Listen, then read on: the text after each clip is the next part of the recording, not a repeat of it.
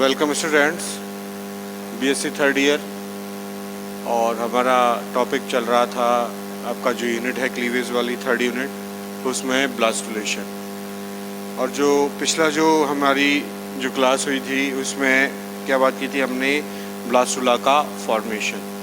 तो ब्लास्टुला का फॉर्मेशन किससे होता है? मोरुला से होता है। तो मोरुला से ब्लास्टुला का बनना ही क्या कहलाता है? ब्लास्टुलेशन। क्लियर है? तो ब्लास्टुला स्टेज में जो स्ट्रक्चर बनी थी उसमें हमने क्या देखा कि जो मोरुला थी, जो सॉलिड बॉल लाइक स्ट्रक्चर थी, यानी वहाँ जो ब्लास्टोमियर्स थी वो डेंसली अरेंज थी, कॉम्पैक्टली अरेंज थी। तो वहाँ क्या डिफरेंस हुए कि ब्लास्टोमियर्स का रीअरेंजमेंट हुआ, परिधि पर कुछ ब्लास्टोमियर्स चपटे हो गए और उन्होंने एक स्पेशल स्ट्रक्चर बनाई जिसका नाम था ट्रोफोब्लास्ट। ट्रोफोब्लास्ट के नीचे क्या था? जो एनिमल पोल था उसके नीचे क्या थी? जो ब्लास्टोमियर्स थे वो कैसे थे? राउंड शेप या ओवल शेप थे, अपने प्रॉपर साइज में थे। और वहाँ एक स्पेशल टाइप की स्ट्रक्चर बन रही थी जिसे इनर सेल मास कहा था। इसे हम एम्ब्रियोनल या एम्ब्रियोनिक नॉक भी कहते हैं। उसके ऊपर ब्लास्टो जो स्टेज है ब्लास्टुला में, उसमें ट्रोफोब्लास्ट थी। और ट्रोफोब्लास्ट के जो नीचे जो इनर सेल मास है उसको कनेक्ट करने वाली स्पेशल सेल्स थी जिन्हें रॉबर्ट सेल्स कहा। इसके नीचे जो इनर सेल मास है वहाँ से नीचे की ओर एक खोखली गुहा थी जहाँ न्यूट्रिटिव मटेरियल भरा था जिसे ब्लास्टोसील कहा था।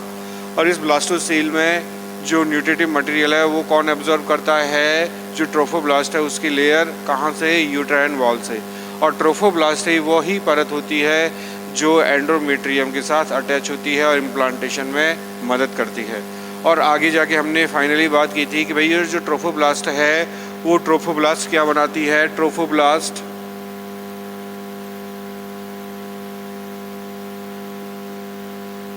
Extra embryonic membrane. Extra embryonic membrane जिनमें एमनियन और कोरियन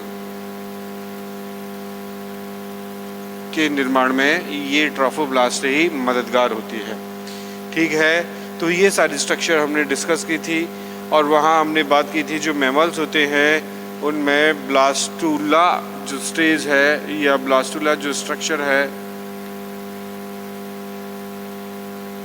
वो यूथेरियन में बात करें, स्पेशली मैमल्स को ना छोड़कर के मैमल्स को छोड़कर यूथेरिया में वो कहलाती है ब्लास्टोसिस्ट। क्या कहलाती है? ब्लास्टोसिस्ट। यानी जो ब्लास्टोसिस्ट है वो ब्लास्टोसिस्ट एक तरह से क्या है? ब्लास्टुला ही है, लेकिन वहाँ वो सिस्ट लाइक अपीयरेंस होता है, बहुत स्मॉल स्ट्रक्चर होता है, इस वजह से उसे ब्लास्टोसिस्ट नाम देते हैं। क्लियर है? तो जो बात की थी हमने वो अभी ब्लास्टोसिस्ट के बारे में ही की थी। जो इनर सेल मास है जिसे एम्ब्रियोनल नोब कहा है, यानी एम्ब्रियोनल सेल्स होती हैं। ऊपर रॉबर्ट सेल्स है, ट्रोफोब्लास्ट है, ब्लास्टोसील है, उसमें जो न्यूट्रिटिव मटेरियल है। तो ये जो सारी स्ट्रक्चर है वो ब्लास्टुला के फॉर्मेशन। उसके बाद हमने जो स्ट्रक्चर में बात की थी वहाँ हमने जो बात की थी आइसोलेसिथल एग और मीजोलेसिथल एग में ब्लास्टुला का फॉर्मेशन किस तरह होता है।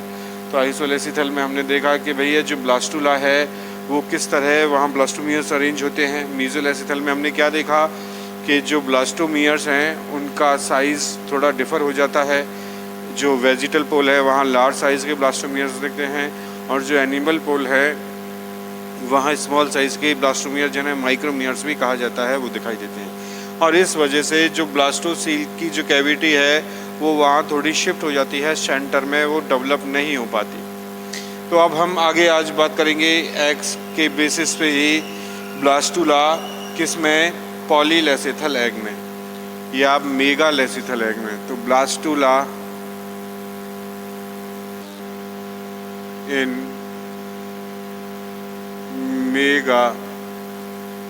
Megalecithal egg. मेगालेसिथल यानी जिसमें यॉक का अमाउंट ज़्यादा हो, यानी सबसे ज़्यादा मैक्सिमम अमाउंट ऑफ यॉक, यानी यॉक का अमाउंट अगर मैक्सिमम हो तो उसे कहते हैं मेगालेसिथल एग। क्लियर है?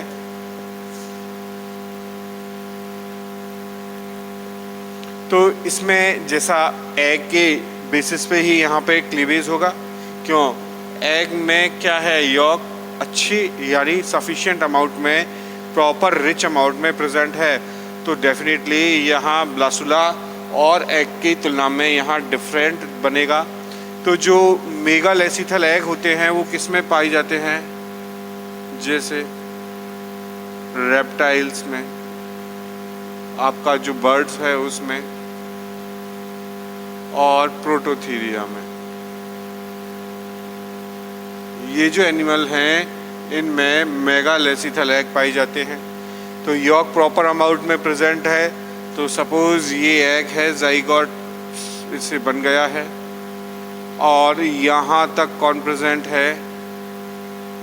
यहाँ तक यॉक प्रेजेंट है। तो ये पूरा जो एरिया है वो यॉक से भरा हुआ है और यॉक ने इसको कवर किया हुआ है, तो इसलिए इसका नाम हो गया इस क्षेत्र का, ये यॉक के कुछ ग्रेन्यूल्स हैं, तो ये हुआ यॉक। क्लियर है? वाइट एलाइन क्षेत्र हो गया। अब इसके ऊपर जो ये खाली जगह बची है जहाँ यॉक प्रेजेंट नहीं है, तो इसी जगह क्या होगा, इस जगह ये साइटोप्लाज्म का है, साइटोप्लाज्म वाला केवल साइटोप्लाज्म है यहाँ पे, ओनली यॉक यहाँ एब्सेंट है। तो इस साइटोप्लाज्म वाले एरिया में ही क्या होगा, यही क्लीवेज होगा,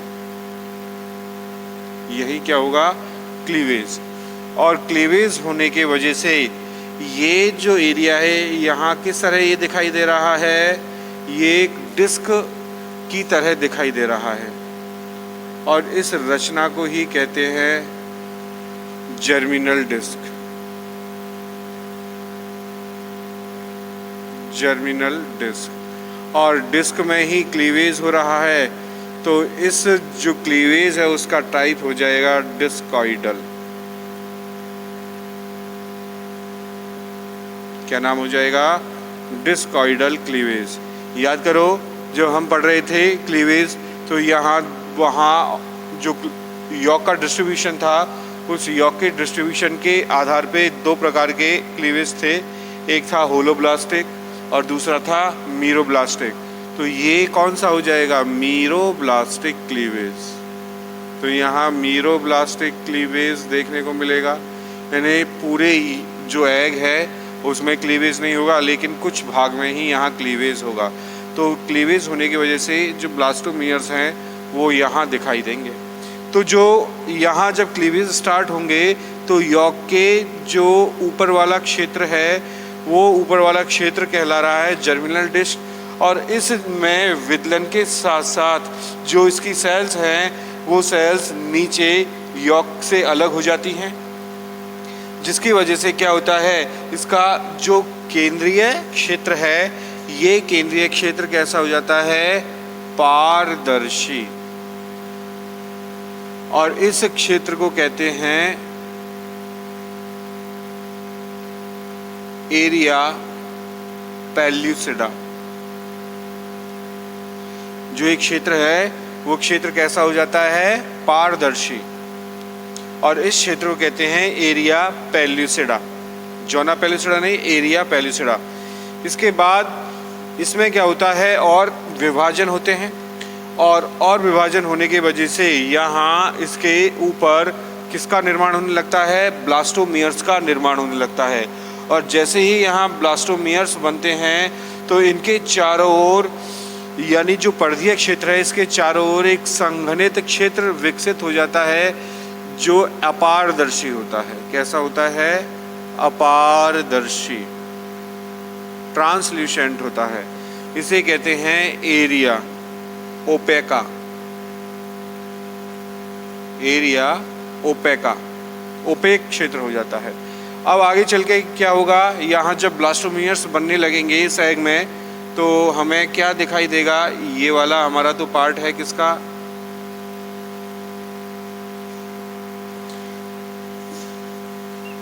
देखना भाई इसमें किस तरह होगा। ये वाला पार्ट है हमारा ये एग। अब इसमें इस एरिया जो ये है, ये यहाँ यॉक एब्सेंट है, तो ये बनी हमारी जर्मिनल डिस्क। और डिस्क में ही क्लीवेज हो रहा है, तो इसलिए इसको क्या कहा हमने, डिस्कॉइडल क्लीवेज। और ये जो एरिया है ये यॉक ने घेर रखा है, कवर किया हुआ है, और यॉक ने घेरने की वजह से यहाँ हमें क्लीवेज नहीं दिखाई देंगे। ठीक है, तो वाइटेलाइन जो मटेरियल है, ये न्यूट्रिटिव मटेरियल है, वही होगा। अब यहाँ क्या होंगे, इसके जो पेरीफेरी है वहाँ पे ब्लास्टोमियर्स का फॉर्मेशन होने लगेगा। इस तरह से ये ब्लास्टोमियर्स का यहाँ फॉर्मेशन होने लगेगा। और अंतिम रूप से जो ब्लास्टोमियर्स बनेंगे वो ब्लास्टोमियर्स इस तरह हमें यहाँ दिखाई देंगे। क्लियर है? तो ये क्या हैं, ब्लास्टोमियर्स। कहाँ दिखाई दे रहे हैं हमको ब्लास्टोमियर्स? जो जर्मिनल जो डिस्क है उस एरिया में ही हमको क्या दिखाई दे रहा है, क्लीवेज दिखाई दे रहा है। क्लीवेज किसका है, ये जो मेगालेसिथल एग होते हैं उसका है, और जहाँ जर्मिनल डिस्क ही बन पाती है। अब इसके सराउंडिंग क्या होगा, जो यहाँ बनने वाले जो ब्लास्टोमियर्स हैं, वो ब्लास्टोमियर्स यहाँ 2 लेयर में अरेंज हो जाएंगे। जो ऊपर वाली जो लेयर होगी उस लेयर को कहा जाएगा, ये जो ऊपर वाली लेयर है जब ये पूरी बन जाएगी इसको क्या कहेंगे, ये इस तरह से। और जब इसका कंप्लीट एंटायर इसका फॉर्मेशन हो जाएगा इस पैटर्न में, तो यहाँ हमें ये जर्मिनल डिस्क और ये इस तरह से,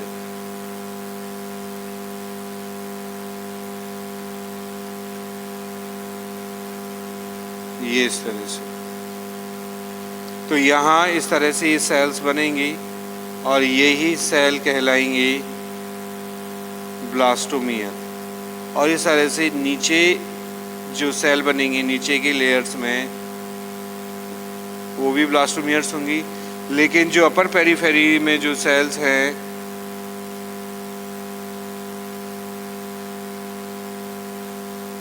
क्लियर है, ये जो सेल्स की लेयर है ये कहलाएगी एपीब्लास्ट।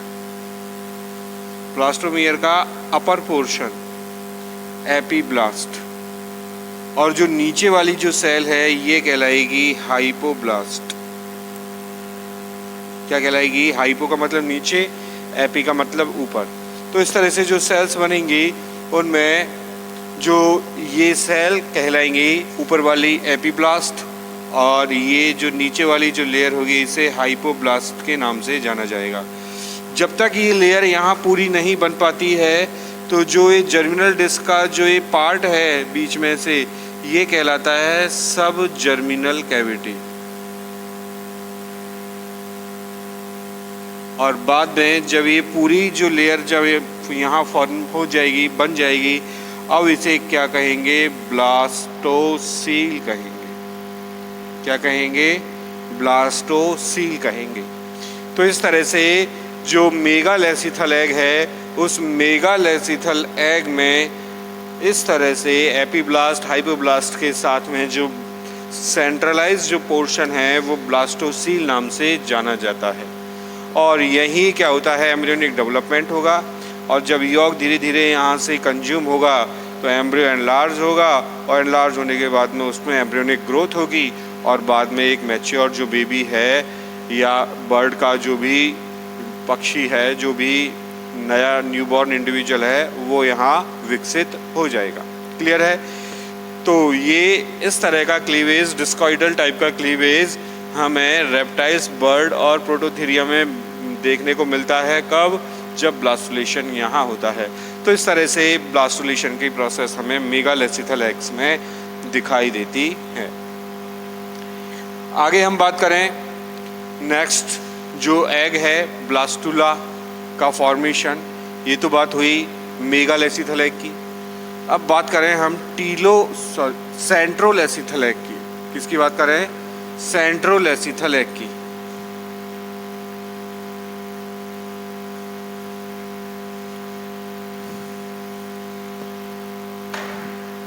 इन सेंट्रोलेसिथल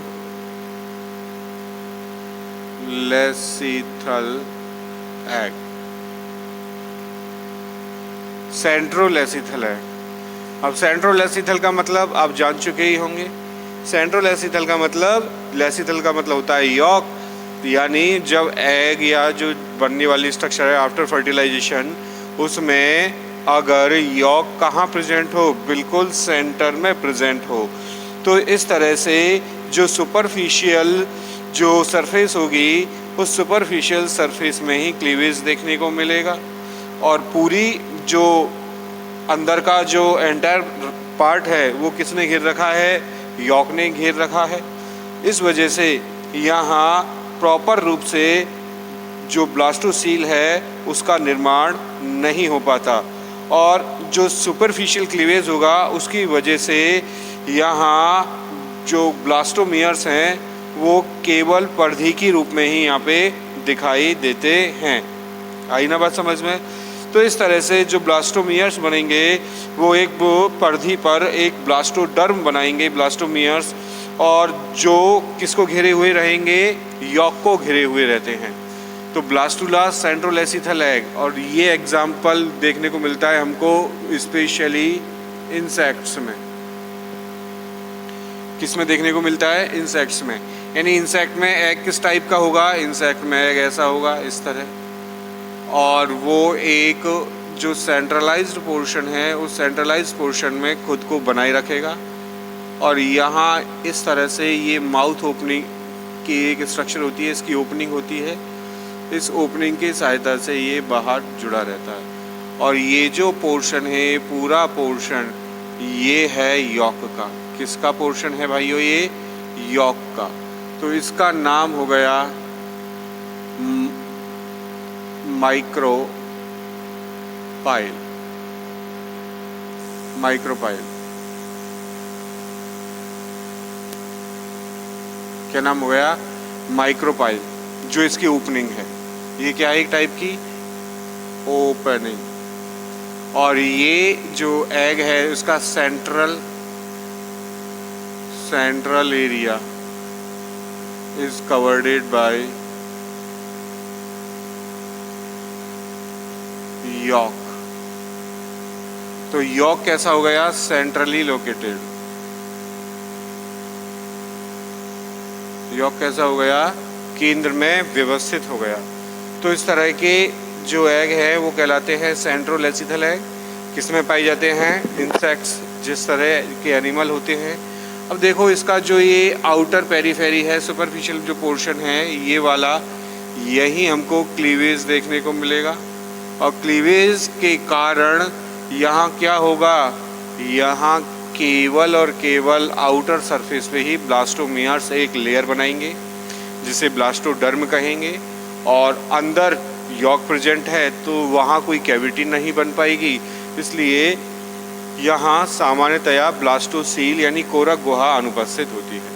तो यहाँ किस तरह से हमको स्ट्रक्चर देखने को मिलेगी? ये जो एग है इस तरह से,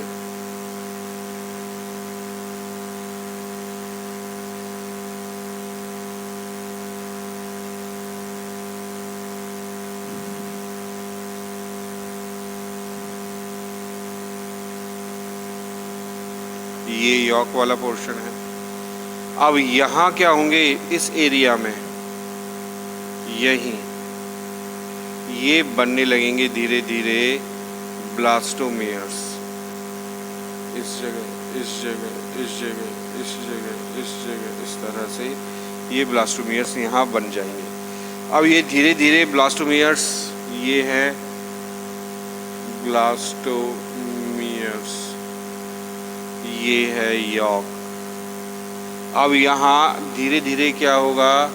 जो पेरीफेरियल जो रीजन है उस पेरीफेरल रीजन में ही हमें ब्लास्टोमियर्स दिखाई देंगे, और वही ब्लास्टोमियर्स क्या बनाएंगे? ब्लास्टोडर्म बनाएंगे।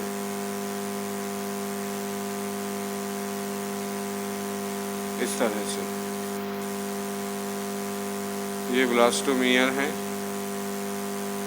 और यहीं ये जाके क्या बनाएंगे? डर्म बनाएगी।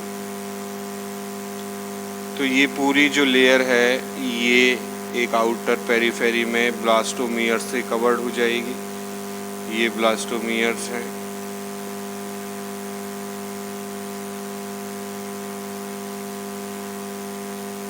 और यही लेयर कहलाएगी अब ब्लास्टोडर्म। यही लेयर क्या कहलाएगी? ब्लास्टोडर्म। और ये वाला जो पोर्शन है ये यॉक का आपका है ही है।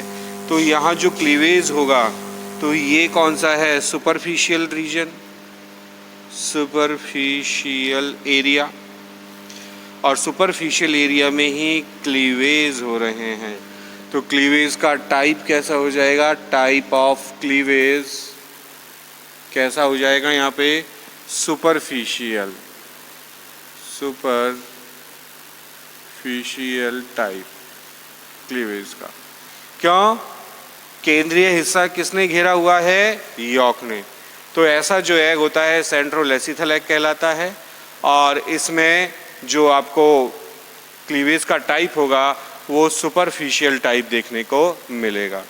और वहाँ सराउंडिंग क्या होगी? ब्लास्टोडर्म होगी ब्लास्टोमियर से, और इसको घेरे हुए रहेगी किसको? यॉक को। तो यॉक किससे घिरा हुआ होगा? ब्लास्टोमियर से बनने वाली ब्लास्टोडर्म से।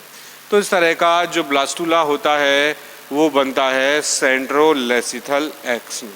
किसमें देखने को मिलता है? सेंट्रोलेसिथल एक्स में। क्लियर है? तो ये बात हुई ब्लास्टुला के फॉर्मेशन की। किसके बेस पे? एग के जो नेचर है यानी उसका जो टाइप है उसके बेस पर। अब हम आगे बात करेंगे डिफरेंट टाइप्स ऑफ ब्लास्टुला, यानी ब्लास्टुला के काइंड्स। तो जो ब्लास्टुला है उसके कई प्रकार होते हैं अलग अलग एनिमल्स में। तो यहाँ हम बात करें काइंड्स की, तो काइंड्स ऑफ या types of blastula. Types of blastula. तो ब्लास्टुला के क्या टाइप्स हैं? तो ब्लास्टुलेशन समझ में आया। ब्लास्टुला के हमने स्ट्रक्चर देखी थी।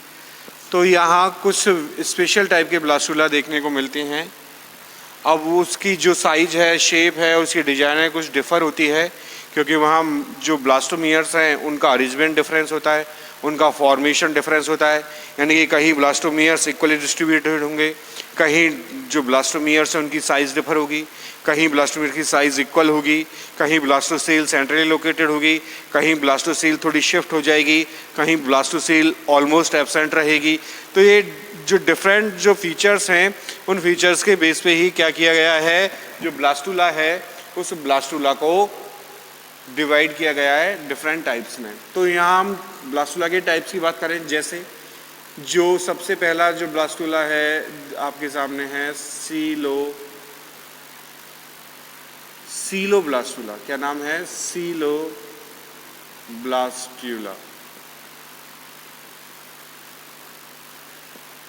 पहला जो ब्लास्टुला है उसका नाम क्या है? सीलोब्लास्टुला।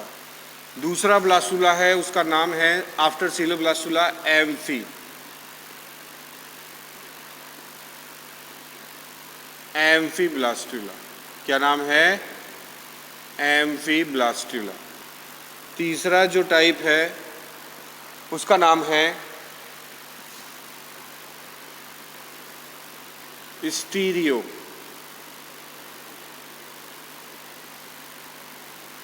स्टीरियोब्लास्टुला। क्या नाम है? स्टीरियोब्लास्टुला। इसके बाद जो अगला टाइप है उसका नाम है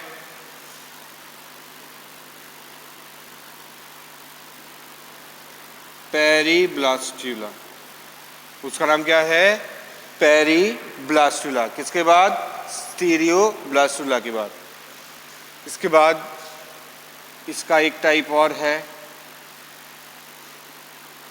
डिस्कोब्लास्टुला। क्या नाम है? डिस्कोब्लास्टुला। और फाइनली यहाँ एक और देखने को मिलता है जो यूथेरियन में पाया जाता है, specially in case of mammals, और जो एप्स जो वगैरह वगैरह होते हैं उनमें यूथेरिया में वो देखने को मिलता है, जिसकी बात भी की थी हमने, ब्लास्टोसिस्ट।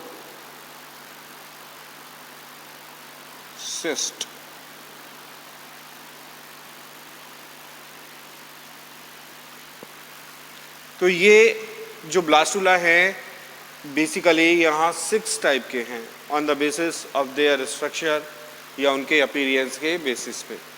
क्लियर है?